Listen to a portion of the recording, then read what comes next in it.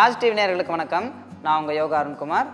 தினந்தோறும் நாம் ஆசனாசன் முத்ராஸ் தொடர்ந்து பார்த்துட்டு வரோம். அந்த வகையில் இன்றைக்கி நம்மளோட முகத்தில் ரத்த ஓட்டத்தை அதிகப்படுத்தி அதன் மூலமாக நம்மளோட முகத்தை மேலும் பொலிவுற செய்கிறதுக்கு தொடர்ந்து நாம் பயிற்சி செய்ய வேண்டிய ஒரு ஆசனம் பற்றி இன்றைக்கி நாம் பார்க்க போகிறோம். அதை எப்படி பயிற்சி செய்கிறது அப்படிங்கிறத பார்க்கலாம் வாங்க. இந்த ஆசனத்தை தினசரி காலையில் பயிற்சி செய்கிறது ரொம்ப நல்லது. நாம் தொடர்ந்து இந்த ஆசனத்தை பயிற்சி செய்கிறது மூலமாக நம்மளோட தலைக்கு நிறைய ரத்த ஓட்டம் பாஞ்சு முடியோட வேர்க்கால்கள் எல்லாமே நல்லா வலுவடைஞ்சு முடி நல்லா ஸ்ட்ராங்காக வளர ஆரம்பிக்கும்.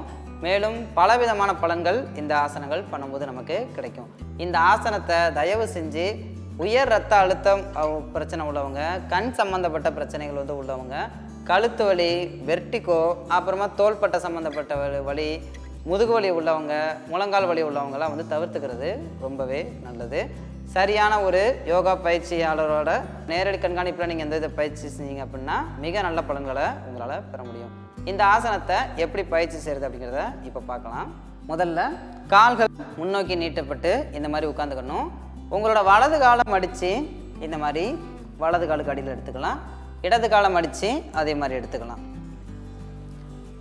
அதன் பிறகு மெதுவாக கைகளை தலைக்கு மேலே உயர்த்தி 2 கை விரல்களையும் இந்த மாதிரி கோர்த்துக்கோங்க.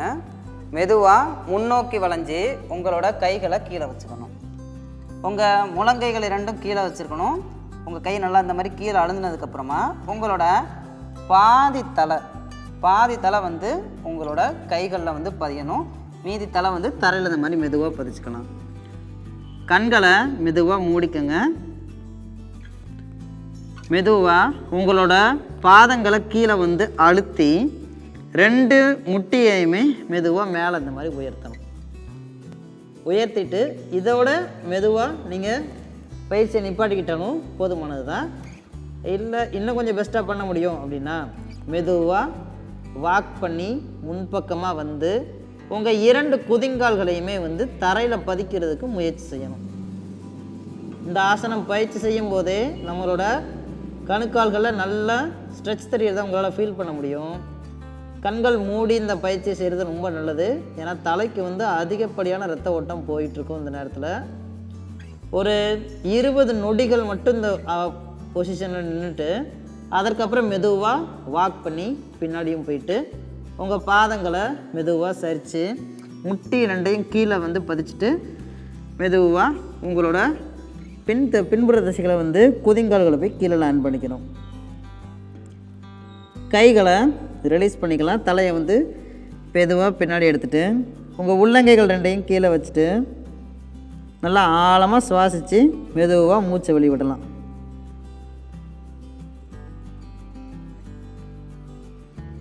கவனம் இல்லாமல் உங்கள் சுவாசத்து மேலே மட்டும் இருக்கட்டும். அதற்கப்புறமா மெதுவாக கைகளை தலைக்கு மேலே உயர்த்தி கைகளை மெதுவாக கீழே இருக்குங்க.